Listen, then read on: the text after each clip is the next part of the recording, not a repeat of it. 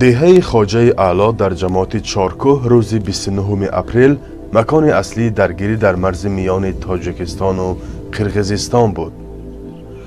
ساکنان میگویند روز مناقشه بیشتر از 5 حوله تخریب شدند و خانه ضیاءالدین اعظموف مهاجر نیز یکی از آنهاست. این دودر من قریب 5 سال روسیه کار کرد، انمی 14 خانه کرد، پدولاش کتی تمام وحاش بود. حتی من هیچ به دلم نمیسوزدم کتابای قرآنش بود، کتابای قرآن الو سوخت. بچه ها جمع شده اومده اما قرقیزاش بنزین و کرده واسطه بنزین که تعلق سد. در این حوله 6 نفر زندگی میکردند که اکثرا زنان و کودکان هستند. در اوج مناقشه با کمک مقامات به جایهای امن انتقال یافته بودند. مادرم در شهر اسکره بودن، خانه هیچ کس نبود، یگان چیز و جهاز نگرفتیم، فقط یک سر و لباس داشتیم، با همون گریخته رفتن فرزندای کودکای خود کشید. خانه هیچ کس نبود، فکر کردن خانه بی سر و پا اومده همیشه سوختار کردن. از مادرم در شهر اسکره یگان شرایط نیست، پول نیست. یک رفته بینده خون داره من درقی و سپدی کرده باشم این برادرای مهربانی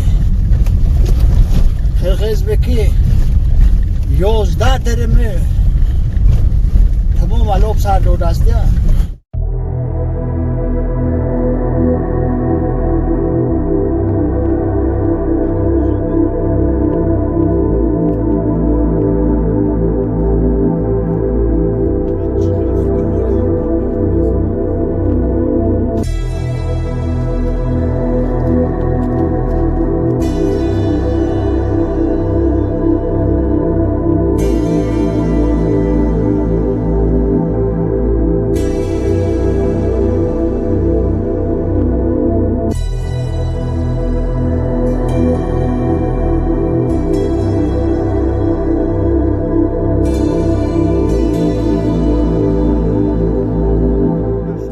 نظام شمس‌الدین فی 65 ساله نه فقط در این حادثه منزلش را از دست داد، بلکه حاصل چندین ساله دهقانیش نیز به کام آتش رفت.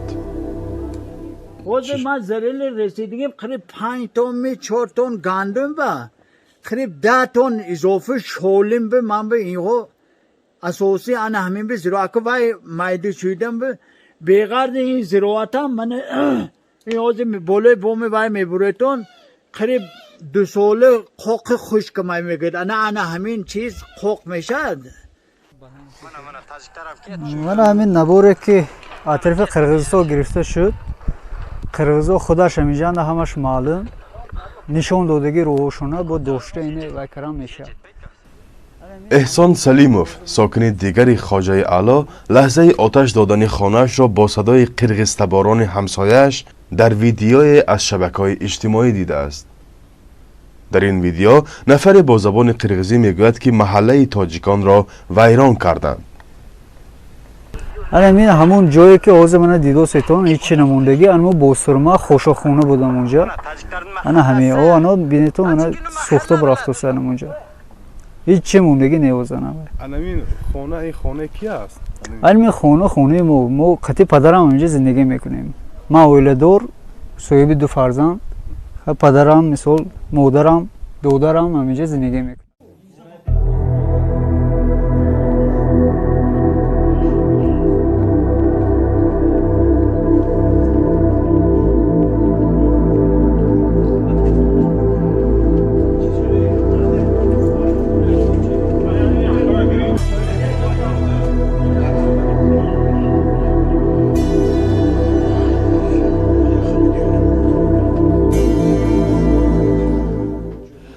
در همین حال ساکنان دهه دیگری مرزی در جماعت چارکوه میگویند خسارات باشندگان سامانیان بیشتر از خواجه اعلی است.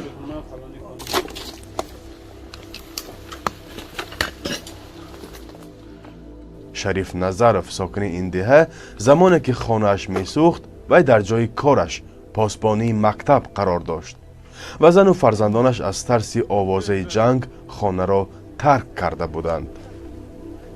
انا همین چیزایی که ما های انا همین همه جا سوختگی گیریم یه چوکسات سس من این های بیند همه همینجا چیزا سوختگی من همین تلویزورها من همین جیوان هنگی ها من همین جنگی چیزا همه سوخته ادا شدگی من همین چیزی که ادا شدگی اینه کلباس کردن دیگه نمیشه 29 تخمینا که ساعت 4 بود که من همین خانه ما جنگ که سر شد بعد جنگ از طرف من همین شهروندان همسایه قرقیزها علاوه سر دادن من همین خانه ماشینه من همین چیزهای مویه برای عمده کشته علاوه بشه اینجا به عمده نمیتونیم می عمده مویه انداخته میکش من برای همین عمدگیم نه انا همین حادثه کشته نتونستم من همه چیز سوخته برم من همراهی نبیرچم که همسرم 3 نفر همه جنده چیزی زندگانی میکنم و در حولی دخترم خونشین این دخترم برفتگی برای همین جنگ که بودن سوختور نبودن اینجا نه اول همین جنگ که شدن برفتگی در مهلت سوختور که جنگ سر شد بچه همین نبیرم مکتب خون پیش پدر مادرشون به همشون برفتگی اول نموندیم من اکن میخوام که همینجا با آمدم من جای جلالم نه تا آخر عمرم اشکی نباشم من یک خودم زندگانی میکنم برای پاسبانی کردن وطن خودم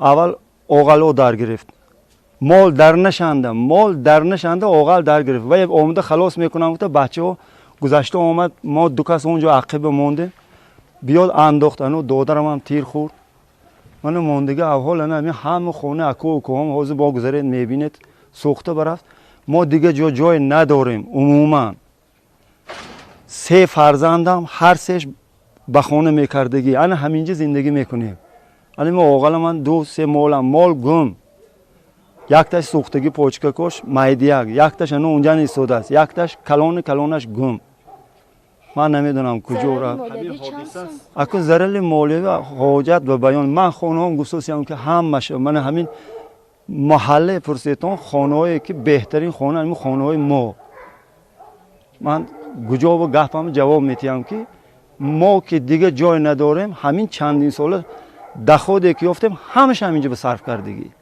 اکو قرض‌ها کردن که از قرض‌ها گرفته تیم چی کار که کنن مقامات چی کار که کنن همه ها خداشون میدونن نه که من دیگه دست پای پول و مال چیز اینجا به دیگه صرف میکردگی ندارم هیچ من حوض گجا زنم گجا خوامیرد خواهرم گجا خوامیرد تا این نه حالی گجا میرد نیست مونده در دیگر جا یک ذره هم جامو نیست راکی میشدیم که گرانت میاد که زدن اون همه سفیداری که دیده استید همون سفیدار دزد همین خونه علاو در گرفت یگان چیز نمونده است همین خونه هایی که حوض همین نوار به دیده استادید همه همسر هدوم و قرقیز ها همه رو سوختن رفتند این میبینیم که خانه‌تون خیلی کلان است مثلا حجمش چقدر بود چند خانه داشت حجم خونه 10 خونه داریم همینجا 4 اویل زندگی داریم پدرم خواهرم قطعی یک برادری دیگریم خودم صاحب 3 فرزند هستم خواهرم صاحب 1 فرزند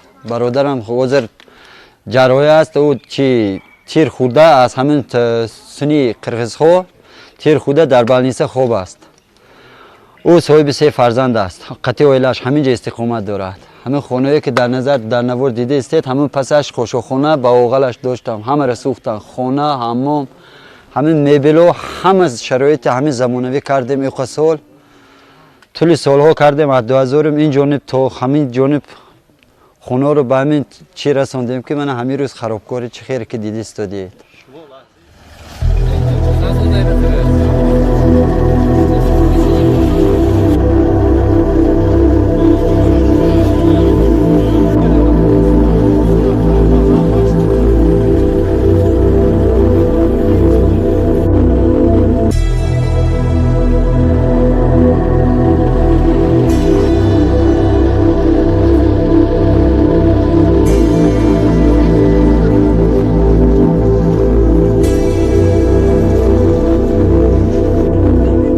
کارمندان تیب میگویند آن روز از جانب قرقیزها به نقلیات یاری تاجری نیز تیر کشادند و مانع انتقال زخمی های تاجیک شدند.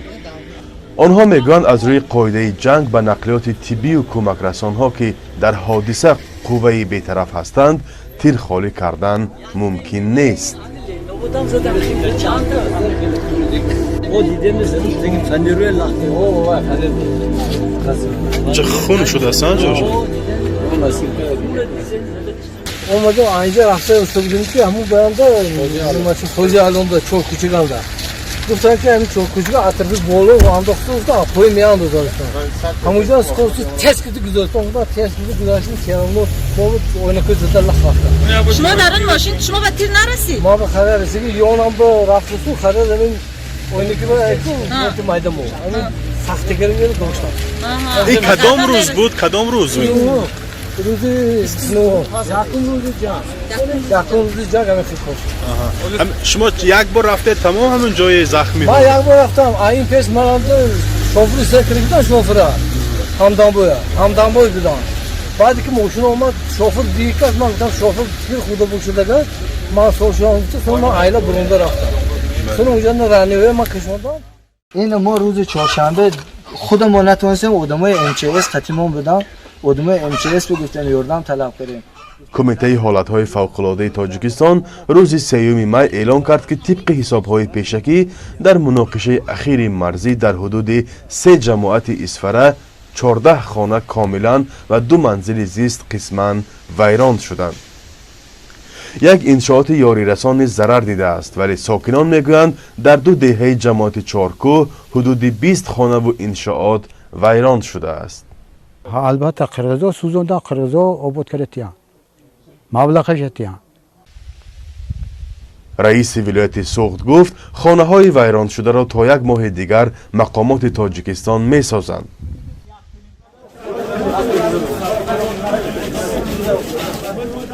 شماره عمومی قربانیان در مناقشه مرزی با قرقیزستان که رادیوی آزادی معلوم کرد به 18 نفر رسید. عکس و نوارهای ویدیویی دفن گروه از آنها در اختیار رادیوی آزادی هست.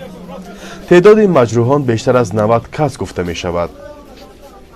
مقامات قرقیزستان میگویند در مناقشه اخیر مرزی 183 شهروند آن کشور مجروح شده، 36 نفر از جمله 2 کودک جان باختند.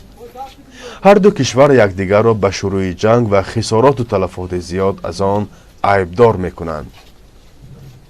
فرزان محمدی، رادیو آزادی، شهر اسفره. لا اله الا الله وحده لا شريك له له الملك وله الحمد يحيي ويميت وهو حي لا يموت بيده الخير وهو على